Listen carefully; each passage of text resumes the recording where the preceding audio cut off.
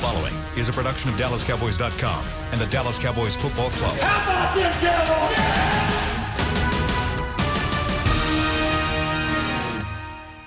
This is Talkin Cowboys. Streaming live from Dallas Cowboys training camp in Oxnard, California. Handoff, Elliott plowing to the goal line. Barry, sacked by Lawrence. Prescott keeps it, and he bangs it into the touchdown. Here are Mickey Spagnola, Brian Broaddus, Rob Phillips, and Bill Jones. All present and accounted for on a Thursday here in Oxnard, California. 1 week down, 2 weeks to go. Cowboys Camp 2019. Unbelievable. We're already through a week here. The team arrived here last Thursday. They will be departing in 2 weeks for Hawaii.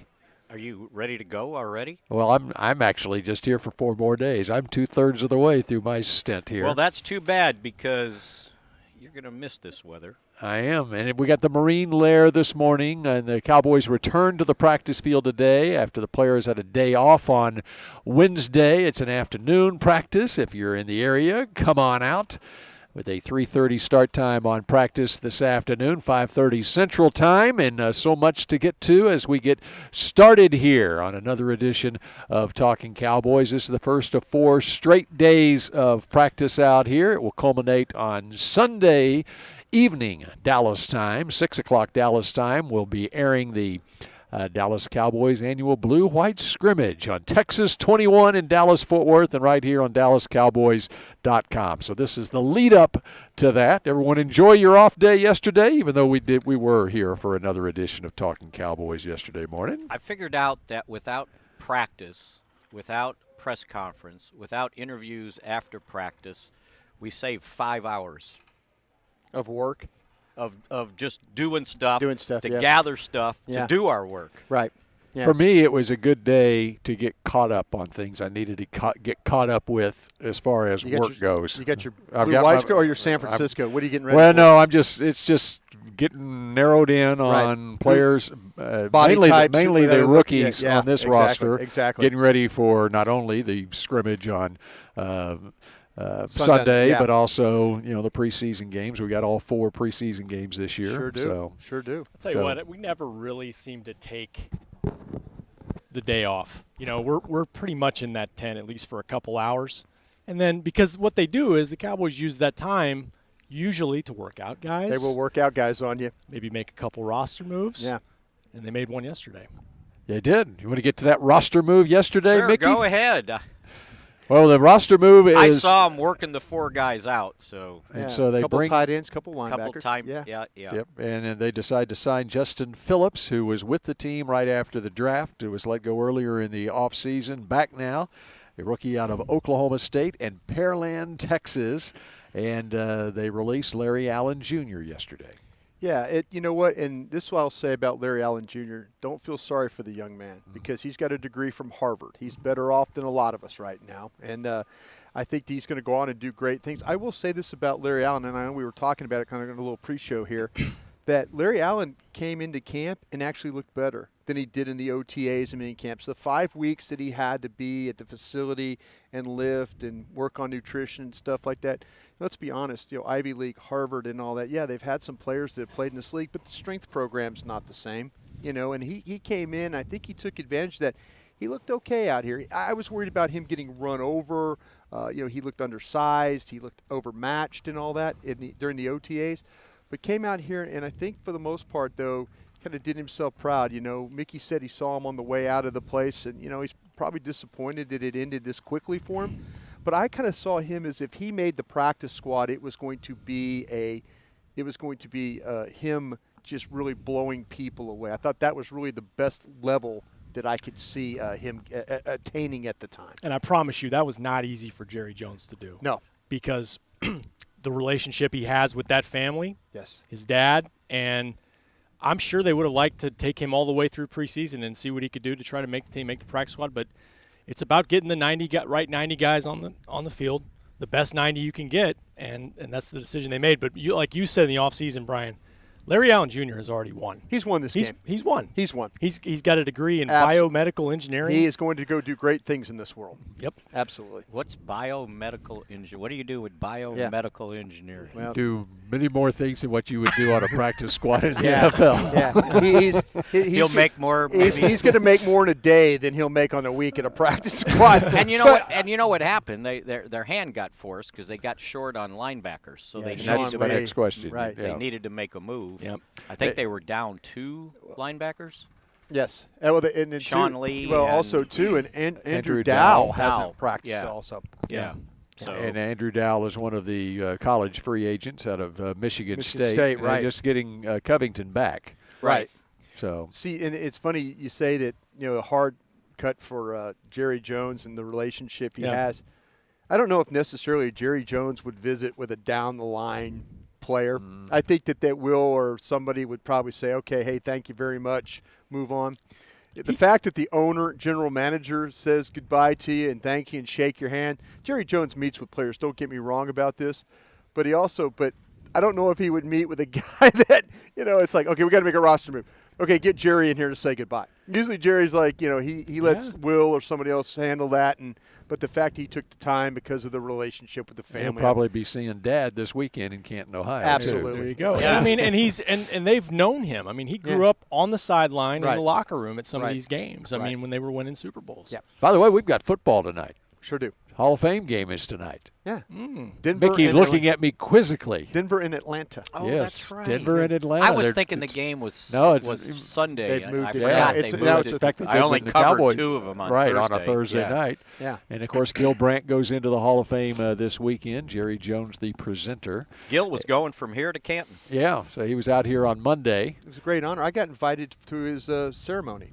Oh, really? Yeah, he was nice enough. It's so weird. You get a call from Canton, Ohio on your phone, and you're like, what's this? So that's how it works? Yeah, I got a call. Yeah, Yeah. they invite you, and I called Gil and had to That's decline that because number I didn't recognize. Yeah, there No. you go. Well, no, I had to. I mean, he was nice enough to invite me into his induction ceremony, and I had to decline because of the work we're doing Sure. here and stuff like that. But what a great honor that a man who really the godfather of scouting, the godfather of all the things that guys like myself, we have jobs in the National Football League or had jobs because of stuff that Gil Brandt did in scouting and the way that he formulated his department. Gosh, he worked with some great scouts throughout his career and stuff. So it's nice to see personnel men be included into the Hall of Fame ceremony, and his bust will sit right there very proudly among all those great players. Is the induction at night or during the day? I think it's Saturday night, right? So Saturday night. we can get You can done, check it out. then Absolutely, we can yeah. see it Yeah. live. Right. Yeah. That's Right. great. Yeah. And He'll go on for a while now. Gil will tell Yeah. some stories. If he starts telling some stories, Yeah, right? good for him. Because when he told me the story about the first training camp, I learned something new because they had a split camp. Everybody Right. knew they went to Forest Grove, Oregon. That was first But place. they had Pacific University. Yeah, but they had to play games in the Midwest, preseason games, and so they found a place in Delafield, Wisconsin, at a military academy. And he said he went and visited the place, kind of did a site inspection in April, and he said the place was just appalling. The dorms were terrible. The lights were dim. He said there were bats flying around in the building. Sound like a perfect place to have And, football he camp. said the commander told him, hey, don't worry, we're refurbishing all this stuff, and when you guys get back here in August, we'll have it all spruced up. Not so much. Not so much. They showed up, and they sent the players into those dorms. Bats were still flying around. You could barely see. And he said the next morning when he woke up, there was a big statue on the campus of the military academy, and some of the players went and hung him in effigy. They got a dummy thing and a rope and hung it on the statue because it's like, Gil, you brought us here. They had to fly like from San Antonio on a DC-6, so an airplane, right? Yeah. To Milwaukee and bus 2 hours to this military academy to practice for like maybe a week before they went to the next game. One other part of the history lesson from Mickey here, the first year of the Cowboys in 1960, and of course this is the 60th year of Dallas Cowboys football.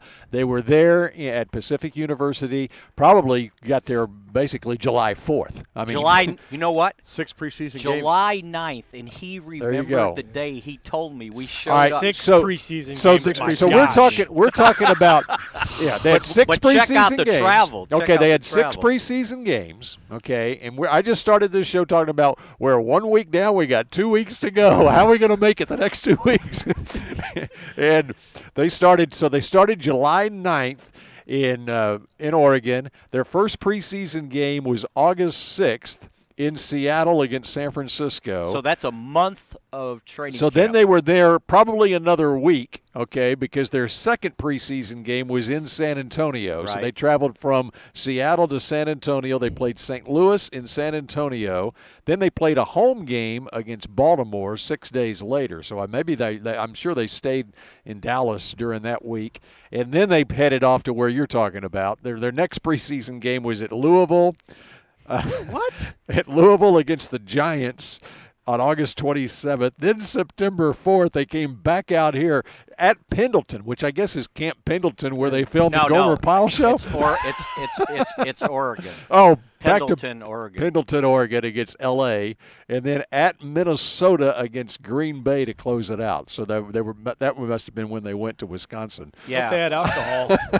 My gosh. So their preseason in 1960 started on July 9th in Oregon, and wait a second. Yeah. Okay, their last preseason game was September 11th. Their first regular season game wasn't until September 24th, another 2 weeks after that last preseason game. Well, it's a So good they thing. started July 9th, and then they finally played their first regular season game September 24th. And they won their only game amongst those 6 preseason games. In Louisville against the Giants. Yeah.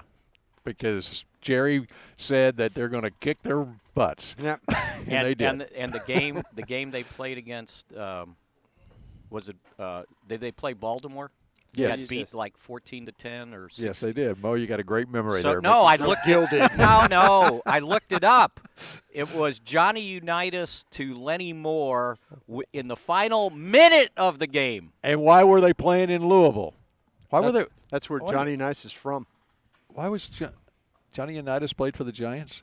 No. No. Oh, no. No, I not said Baltimore. Louisville. Oh, you're talking about the Baltimore game. Baltimore All right, the game. next week they played Oh, in Louisville yeah. against There the you go. Giants. That's where I got confused. That was the only game. All right, let's they go to won. Periscope. Cowboys. Yeah, how about Cowboys? That was Cowboys. That was What do you mean? Cowboys. I What are you know. talking about? I know. That was a tribute to Gil Brandt. It is. You're not going to diss our tribute to Gil No, Brandt. I love Gil. I'm so happy for him. I am. Okay, we're going to Periscope. And thanks again for everybody in Periscope that's kind of hanging out with us today.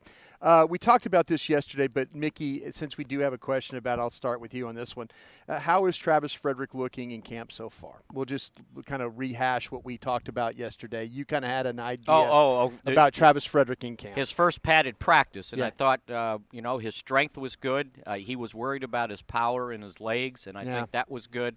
But he was just a tick off. His steps were just a tad behind, I think, what he would want to be. He even said it's going to take a while. He hadn't been in pads for a year, probably more than a year, by time they figured out what was wrong with him last year. And then the shoulder surgery, the umbilical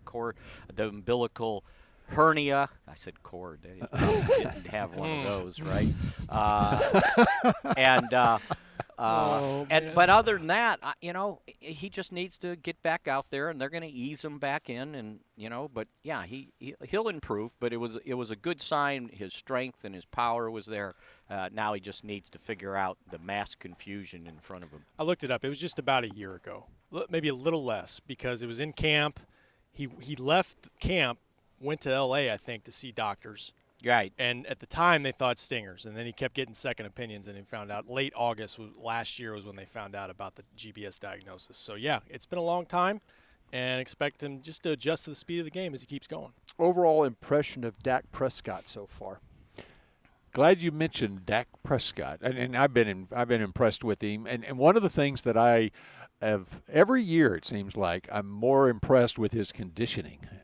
He comes into camp, it's slimmer and slimmer every year, it seems like. I had a conversation with him last year about it, and his weight, he puts on weight as the season goes on, but I think it's really a credit to his off-season conditioning. I remember 2 years ago, maybe after his rookie season, Mickey, you and I were taping a Blitz show in the locker room, and here comes this was in early March, before the off-season program had started, and here's a sweating Dak coming out off the practice or out of the weight room or whatever, to his locker, and I thought that was a signal that, okay, here it is. He's the only guy up there, and he's working out.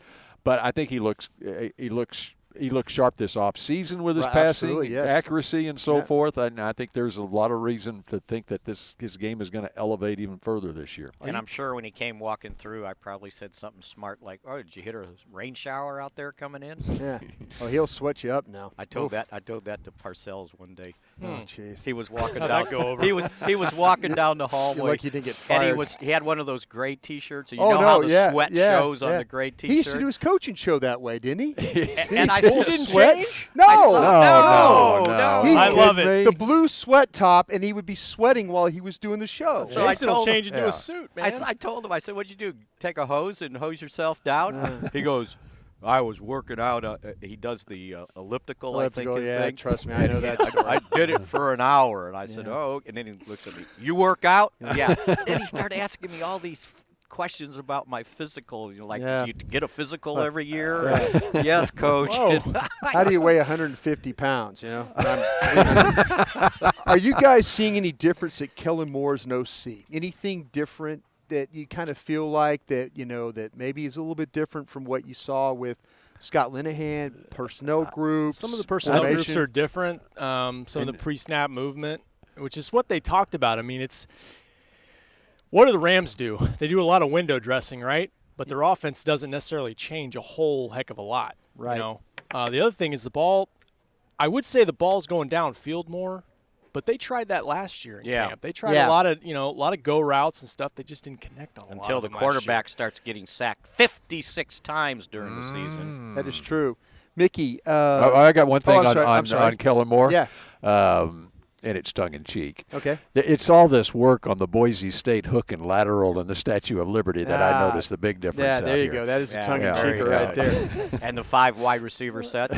Well, speaking of wide receivers, Mickey, how's Jalen Guyton been looking to you? Chances he makes the team? Do you think it's going to come down to one of those guys, I don't know. He's coming on. Yeah. Like I what I'm think seeing. everybody saw John Vay in the OTAs and the mini camps, but since we got out here, and especially when the pads come on, people can't. He's another guy. They can't run with him on the 9 route. Yeah. He'll blow right by you, and he does a good job of adjusting the ball and catching it. Well, I think you got it down, Mickey. Contorting his body. Same way he did against Denton Geyer when he played at Allen. That's right. Same way at North Texas, right? Anything there, Rob? Could both of those guys make the team? Is it possible? Well, I think it would take attrition at the wide receiver position. Yeah. I think. Well, although I mean, With Alan Hearn's not here. There's part of the spot. attrition right there. Give him Tavon. That's 4. Yeah. There's 2 spots. You have 2 more spots, We haven't seen Noah Brown yet. He's probably going and to be that's not a in it. good thing. Yeah. No, but somebody on the show said it yesterday, whether you like it or not, he's a special teams guy.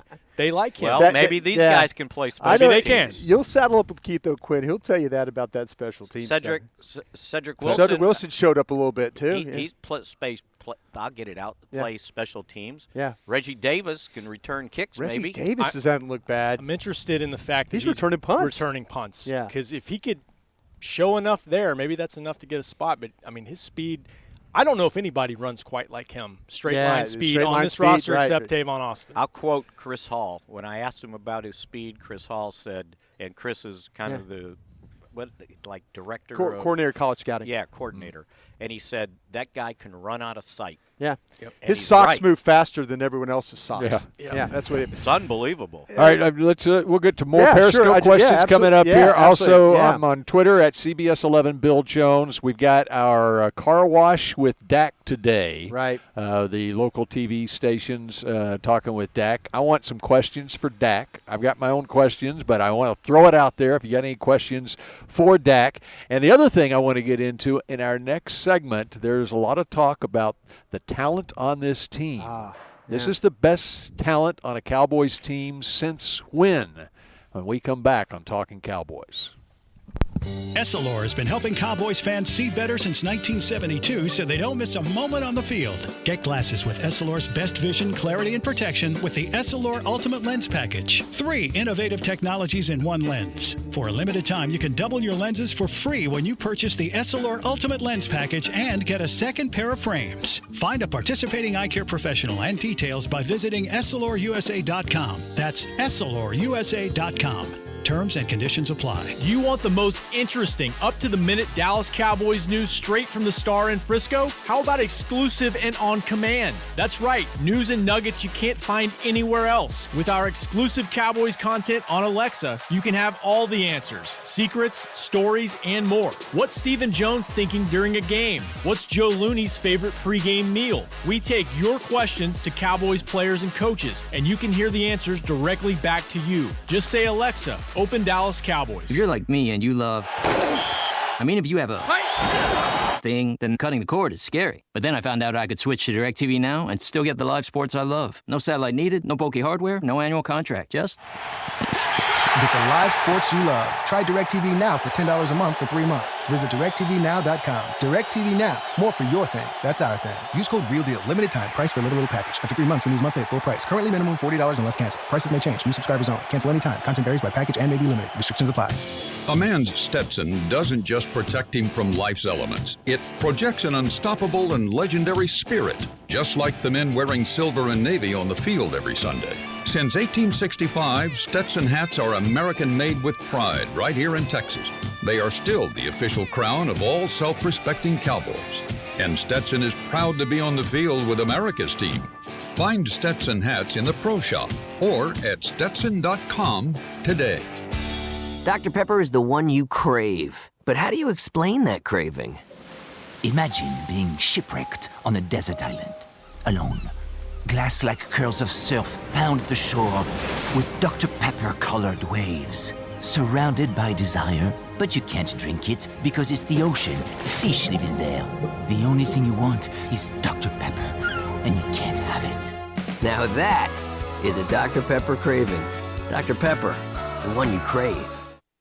Back to Talkin' Cowboys. Talkin' Cowboys continues from here in Oxnard, California. Cowboys hit the practice field for a walkthrough this morning, shortly after we get off the air. And this afternoon they practice. In fact, the next 4 days, they're all afternoon practices, Thursday through Sunday, and then their next day off will come on Wednesday. First preseason game is a week from Saturday in Santa Clara against the 49ers. Second preseason game will be in Hawaii against the Rams. They leave here in 2 weeks on Thursday, August 15th for that preseason game. That's when they break camp. And then they will have, the Cowboys made the announcement yesterday, the official announcement, the training camp in Frisco that will be free and open to the public. It's as we welcome back football in the Dallas-Fort Worth area, August 20th through the 27th. And you can find the details on that on DallasCowboys.com. We take your questions here on Periscope with Brian, and good numbers on Periscope as usual, I'm sure. Yes.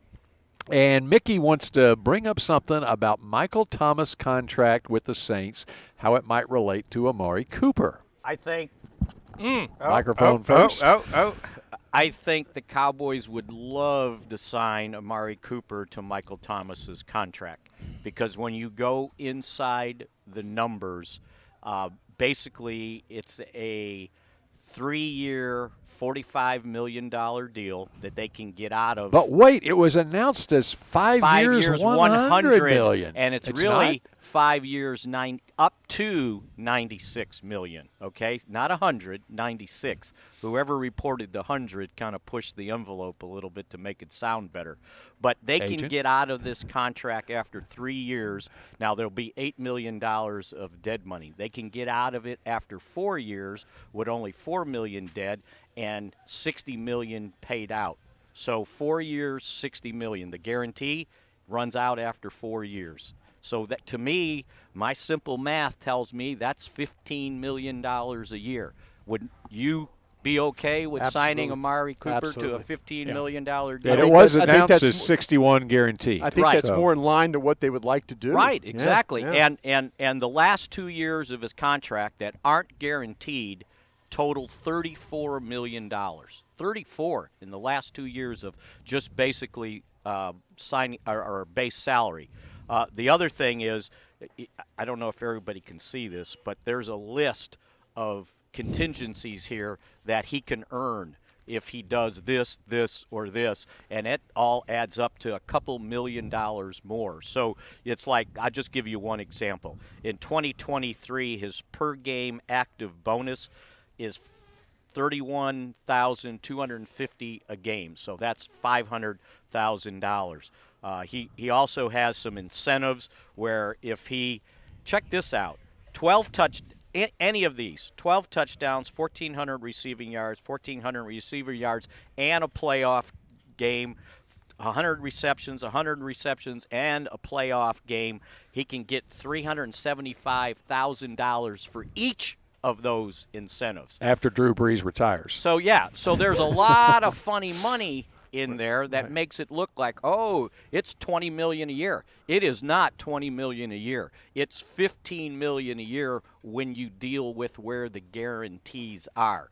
And they didn't change his base salary much for this year. It's only like $1.6 million because he handed him $20 million signing bonus. Right. And what I've been told is, because of the way the CBA is going to be structured for next year, the signing bonuses are going to be smaller. Right. They're going to be smaller so you can get out of the contract, and there'll be more of these big base salaries because of the 30% rule. So don't get all fired up. And, and Stephen Jones, he was on the ticket the other day, or yesterday it was. I encourage you to listen to 105.3. Yes, but he was on the ticket, and if I'm going to give him credit for the quote, absolutely. Stephen said, we can't push the issue unless we want to be a market setter, and we're damn sure not going to be a market setter because of all the things that go with being a Dallas Cowboy. So basically what he is saying, we got to do Amari, we got to do Zeke, we got to do Dak. And he goes, and it's not Jerry's money. It's the money that would go to other players that we have to be careful so we can sign. And then he went on and talked about Byron Jones got to be signed. La'el Collins got to be signed. Jalen Smith's got to be signed. Malik Collins. And L.C. Collins. Yeah. So there's other guys that they've got to worry about. I don't know what the Saints have to do. Right. But $15 million a year when Amari's making $14 million this year, I'd do it tomorrow. That's interesting you brought that up because the fans are fired up because the reaction was, all right, you saw Wentz get a deal. Does the market go up for Dak now? All right, you saw Michael Thomas get a deal.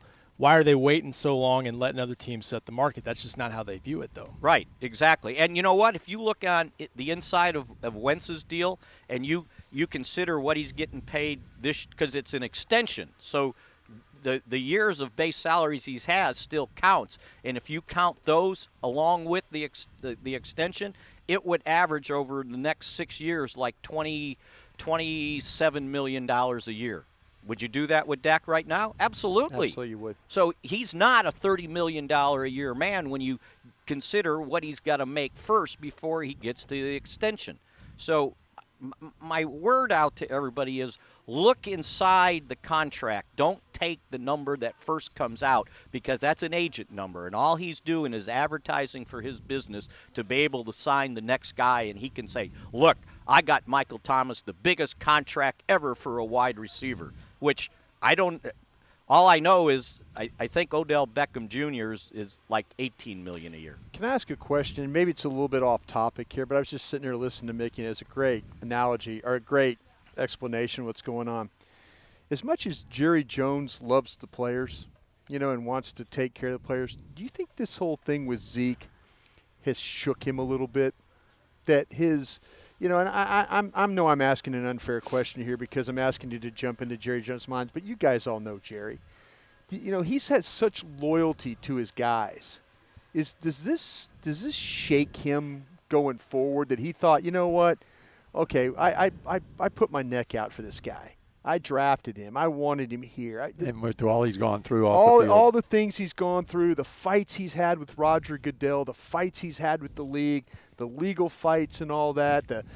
He's going to play this week. No, he's not going to play. Yes, he's going to play. No, I mean, does this shake Jerry Jones? No, because I think he's mad that it's happening, and he's done a very good job of controlling himself. Although in the press conference, he started getting to the crux of the matter there. Right.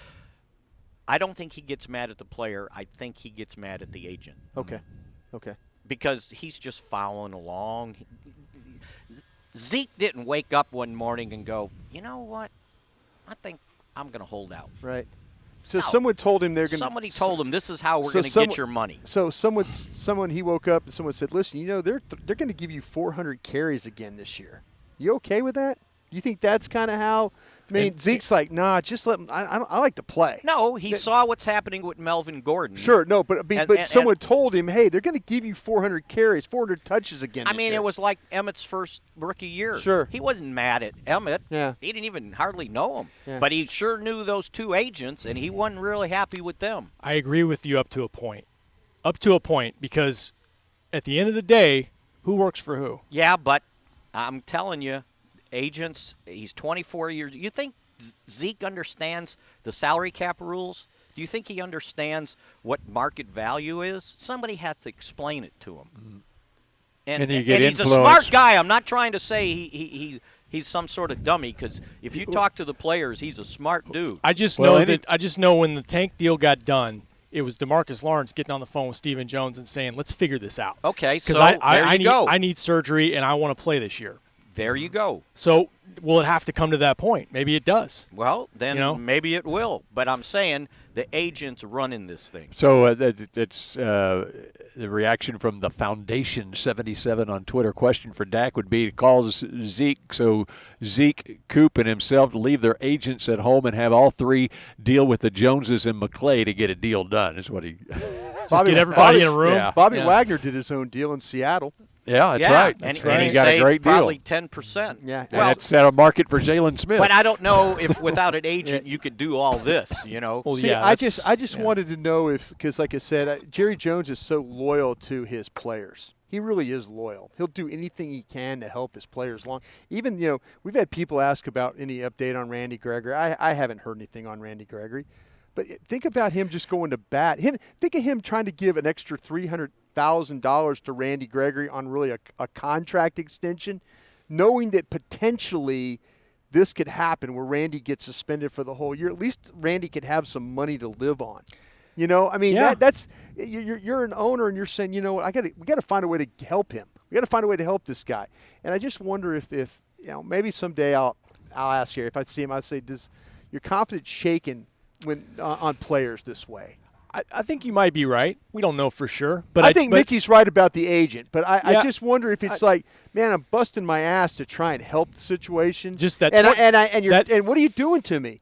I don't have many campaigns left. I don't have many campaigns to walk up there and try and win a Super Bowl. I assemble the best team I can. I've paid linemen. I've paid. I've paid all these defense players. I've paid people, and I'm trying to win this damn thing, and you're not helping me right now. And these guys are now, they've got the core players, sure, meaning even Dak and Zeke, they are now going to their fourth year. So right. They are in the prime of, right. okay, there's none of the rookie stuff. It's, okay, how good are they going to be the second year or the third year? Now they are in it, okay? Yeah. So you'll get your answer to that if they enforce the fines. You think so? Which they can do now, right? Yeah. Well, yeah. No, I mean the and ask for the 15% of his signing bonus. 613. 613. Yeah. And what day did you say we were? This is, if you count Friday, like reporting. This is 7 days, right? Right.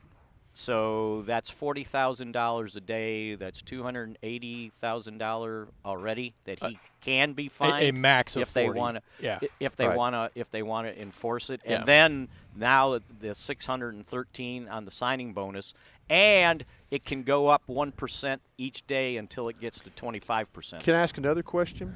Do you think that Jerry and them are playing this knowing that Zeke can't match the pot if Jerry calls? You know, using poker terms. What do you mean can't match the pot? Zeke doesn't have the money to match the pot. The fine pot? Well, yeah, not the fine pot, but just maybe overall. Maybe he doesn't have every dime. Maybe he's not Terrence Newman and has every, knows where his first nickel was. You know what I'm saying? Do you think they're playing a game where Jerry's looking at him and going, okay, I know you don't have enough money to match that pot? That's possible, but I go back, I think I said this when he first held out, it's a precedent thing. They can't. We just mentioned all these guys are going to be up for deals after this current group. You can't set a precedent of. Oh, there's no question. You're right about okay, that. Yeah. You're not here. We got to get a deal Mickey done. Said that. You and Mickey said that. Yeah. Let me ask you this. All right, I thought of this morning. How much is it on the agent or Zeke's mind that the head coach is going into the last year of a contract? I don't think he cares at all. Well, from this standpoint, from this standpoint. Yeah. This offense is based on Zeke being a key member of it. Right. If you changed coaches after this year and you brought in, now I'll throw out Lincoln Riley. Sure. But Lincoln Riley, Coach A. He would love Yeah. Ezekiel Elliott. Right. So let's say a college coach who's spread it out and they don't rely. Mike Leach. They don't rely on a Bring running him back in. I could use to some do what entertainment. this offense asks him to do. Right. Sky Is Wars. that on their mind at all that we need to get our money now because we don't know what's going to happen even 6 months from now with this offense and what Zeke means to this team 6 months from now because of the uncertain status of the head coach? It's not a bad thought. No, I don't disagree. But I don't know that you can do what you're saying they could do in one off season. Well, and the reason I ask that is there's a lot of people who say, well, he's got 2 years left on his contract. He needs to honor his contract. He makes $9 million next year. Right, but he needs to honor his contract. He shouldn't be asking to renegotiate now. Yeah. This is a little different than a normal contract when you're talking about a sports team, because of those kinds of factors. I don't think Zeke's focusing on Jason Garrett. Yeah, I don't think that's a primary thing, but maybe it's part of it. My gut is that if Zeke, I think the players are okay with him holding out until we get to that first game, and then once it gets into if he's holding out week 1, week 2, week 3. Then it's going to become a little contentious when Mickey asks when it hurts them. Yeah. See, this doesn't hurt. This these doesn't other hurt guys. them now. But when Mickey goes in there and flips the pad open and asks a really tough question like about now you're going to see some guys gritting some teeth. This is what I wonder when it gets down to that. If it does, everybody loves Zeke. Who's his best buddy on the team? Dak Prescott. Are they? I mean. He really going to leave Dak high and dry in this situation when they're trying to go win a Super Bowl? Yeah. I mean, if he really feels like financially it's what he's got to do for his future, okay. But I got to see that. Because all it takes is one loss that could decide this division. All it takes is one missed game to decide this thing. And this is, Bill, to your point, talking about all these guys going in their fourth year. One thing we don't talk about is all these guys down the line, all these worker bee guys, role players down the roster who have contracts expiring. Randall Cobb has an expiring contract after this year. Robert Quinn, this might be the best shot this team has because this team could look – there's a lot of young guys and a lot of good young talent, but this roster could look drastically different next year 1 through 53. Yeah, that's why I asked the question about Jerry. That's why I asked the question about Jerry, that he feels a little betrayed right now. And so, is this the Cowboys' best roster since when we come back on Talkin Cowboys? If you're like me and you love... if you have a thing, then cutting the cord is scary. But then I found out I could switch to DirecTV Now and still get the live sports I love. No satellite needed, no bulky hardware, no annual contract, just... Get the live sports you love. Try DirecTV Now for $10 a month for 3 months. Visit DirecTVNow.com. DirecTV Now. More for your thing. That's our thing. Use code REALDEAL. Limited time. Price for a little package. After 3 months, renews monthly at full price. Currently minimum $40 unless canceled. Prices may change. New subscribers only. Cancel anytime. Content varies by package and may be limited. Restrictions apply. It's time for tailgating with the OtterBox boys. The OtterBox that builds those crazy protective phone cases? Yup, and now they're changing the side dish game with the OtterBox Trooper Soft Cooler. Lightweight, mobile, and leak-proof, Trooper is perfect for blitzing a crowded parking lot with a Frito pie. Amazing. Hey, you think I could fit my 7-layer salmon salad into the Trooper cooler? Yup, but please don't.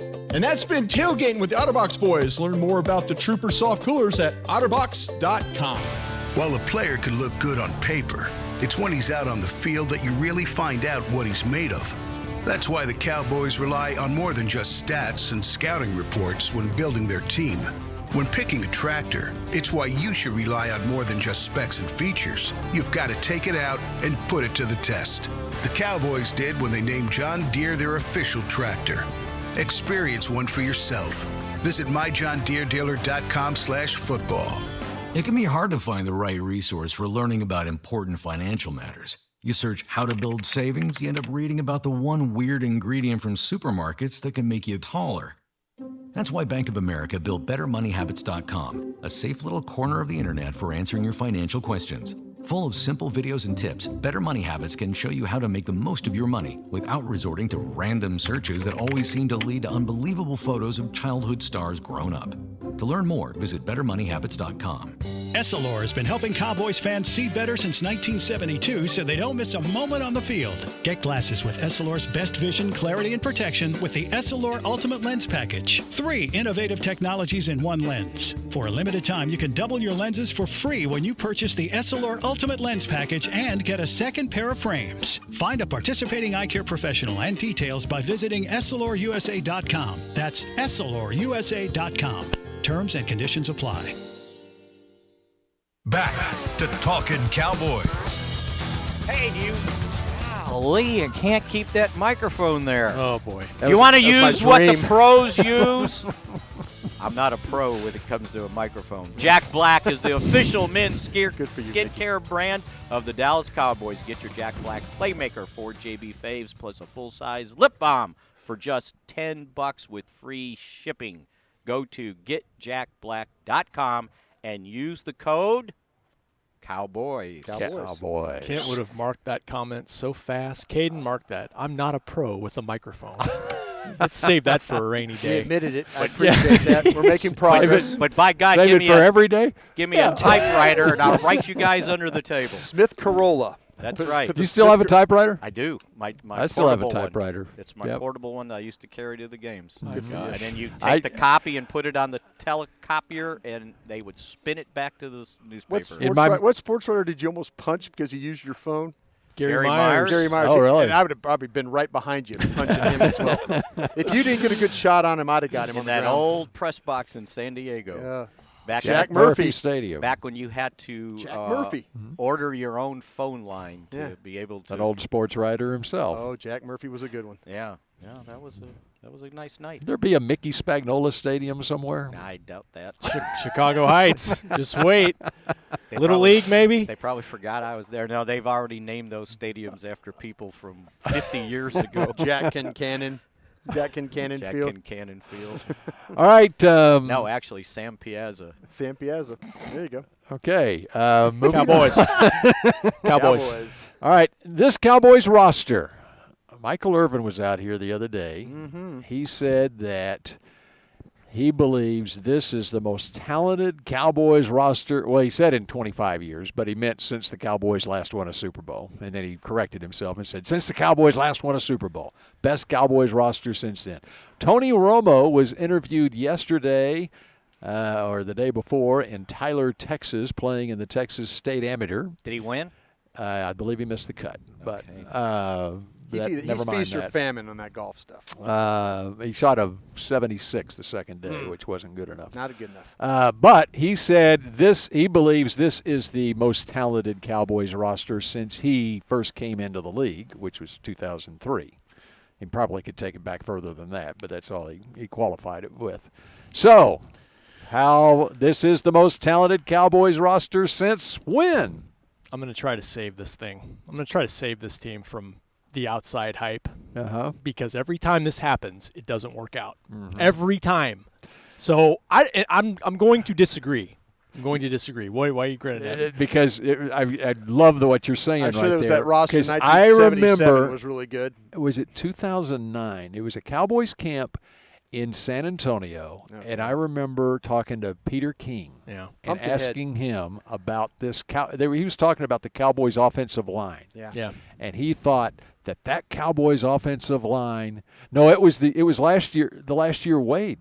It was 2010. Yeah. Okay. When they got old. Yeah. Suddenly. And he said, and his big deal that training camp was, this is the best Cowboys offensive line. I put it on a par with those Super Bowl teams of the 90s. I remember that now. And the Cowboys started the year, 1-7 that year? 1-7, yeah. I was thinking 08 when Hard Knocks was here, and it was Super Bowl or bust. I truly believe this. I don't think you can say they are better on paper necessarily than the 07 team that went 13-3 and should have gotten to the NFC Championship game at minimum. You know, they had the Giants at home, didn't win that game, and that looked like a huge missed opportunity. Just look at that team. I mean, Tony Romo was in his prime, put up Sky Wars numbers that year. You had a nice two-headed running attack. I heard that. You had a T.O. guy. Remember Terrell Owens, Hall of Famer, DeMarcus Ware rushing the passer, a big, dominant offensive line. I mean, I don't think we're giving enough credit to that team. But there's no doubt this team has a ton of young talent. That's what's so exciting about it is how young these guys are. Yeah, I think you go back to 2007. Flozell Adams, Kyle Kozar, okay. Andre Gerard, Leonard Davis was still playing well, Mark Colombo, Witten. Forgot about Witten in his prime. And then you shared the running back spot with Julius Jones and Marion Barber, and that was the year that Barber scored 10 touchdowns after Julius Jones did all the work, getting the ball down to the 5-yard line, and it's like, okay, Marion, go score. No, it wasn't Bill. It was would have been Jason, right? Because offensive coordinator. But Bill had started it the years before. It's like Julius did all the work, and then Barber got all the touchdowns because they said we're going to go with the big back at the goal line. Witten had 96 catches, Owens 81, and Creighton 50. You know, if your third receiver gets 50 catches, you'll take that right now. So that roster was pretty good. Hit me the 92 or 93 Cowboy roster. Oh, well, yeah, I don't know that we – No, I'm just saying, and then go back to 1977. So I thought 93 I'm was – talking about Super Bowl teams. 93 was probably their best. Yeah, read those starters. You had Tuanay, Newton, Stepnoski, Kevin Gogan at right guard, and Eric Williams at right tackle. Okay, different line for the way they played. Different kind of line. Different kind of line. This is a bully. They were the mashers. These were bullies, and that the line and the line today is more athletic. Movement. So in the era of being a bully, that was the best you could be right there. Right. Emmett runs for 1,486 yards. He also caught 57 passes. Michael had 88 receptions. What was the 94 offensive line? It changed because Larry Allen ended up at right tackle because that was when Eric Williams got in the accident. So basically it was Tuanay, Newton, Stepnoski. Derek Kennard was pretty still good. Okay, but imagine that if Eric Williams hadn't had his accident. Yes. They would have had Tuanay, Nate, Step, Larry Allen at guard, and Eric Williams at tackle. Well, what an offensive line. Who's the only guy on this current offensive line that would have started on that group? Zach Martin, maybe? Yeah, Zach would have. Zach probably gets in at guard. Okay, would you have taken healthy Frederick over Stepnowski? And you guys know better than me on that. And you probably Tyron Smith over Tuanay. Tuanay was good, but he ain't Tyron Smith. Right. That's true. That's true. Yeah. God rest his soul. Yeah. Absolutely. What a great player. Wow. So and Mike wasn't saying since those teams, not that this team's more talented than his teams. Oh, no, not at all. Right. No, but he's since saying that era. In the last, 24 years, he believes that this is the most talented roster since the Cowboys won a Super Bowl. He might be right. I wish you guys could go back and look at that 77 team. I keep mentioning that. And that's the one with Staubach and Pearson and Dorsett and Robert Newhouse, Jethro Pugh, Randy White, Harvey Martin.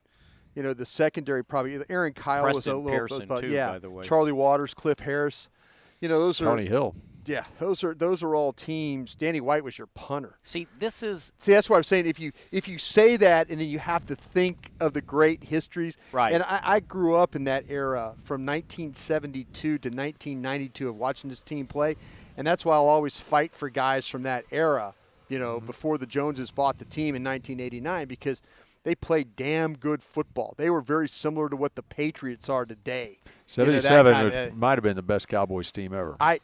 From the roster and how good without the a defense doubt. was. See, I appreciate Michael, or I appreciate Tony Romo, but I've lived through some of this, and I go back and think about those teams, and it's high praise to say, oh, this is the best. Now maybe they're saying it's because since we've known the team, maybe that's the attitude you have to take. And they're not saying that they're better than the Super Bowl teams. Right. They're saying they're better since they won a Super Bowl. They might not win the division. And look at it. This team might not win the division. Look how close they came to not winning it last year. Absolutely. Rob said it, one game. This is still a young team. Yeah. That's part of the excitement. That has to be signed. And the defense is young. Yeah. You've got guys that are, for second or third year that into this thing. That's young. That's why I think people will compare it, and Mike might be comparing it because it's like the 91 team last year. I think you've made that comparison before. Now they're ascending. You're hoping they're ascending, and they're kind of to a point. They're hitting the sweet spot of their of where those ascending players, and then they bring these veteran guys in. Yeah. If they still got what we think that they have left, like a Robert Quinn, like a Randall Cobb, that veteran presence, those guys, and even not Witten even coming in here. They only have now with Morris. They've got 4 but players if Witten that are can 30 play years like old. he played before, but and one just that veteran. One player might wreck this if you think about it.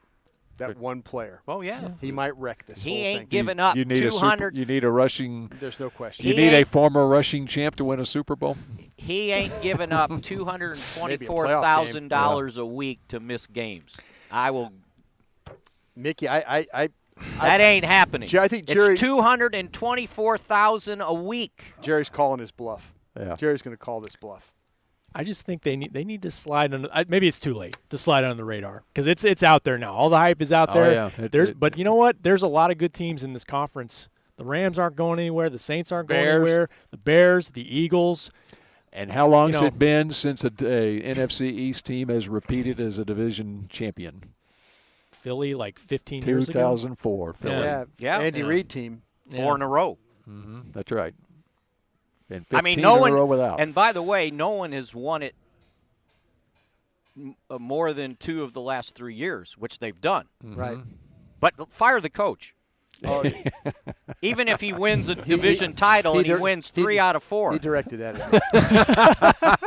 No, I was looking at that camera right there. It's okay. No, it's okay. That's okay. You're right. But fire the coach. I appreciate your. Nobody else in the division has done it. I appreciate your passion. Well, it looks like that shot clock has got us again. Yeah. What shot clock got me? What? I didn't hear you. Yeah, really. Yeah. All right, that does it for another edition of Talking Cowboys, I believe. Right, Caden? It is. Okay. Yeah. All right, so we will talk at you again tomorrow here on Talking Cowboys. This has been a production of DallasCowboys.com and the Dallas Cowboys Football Club. How about this, Cowboys? Yeah!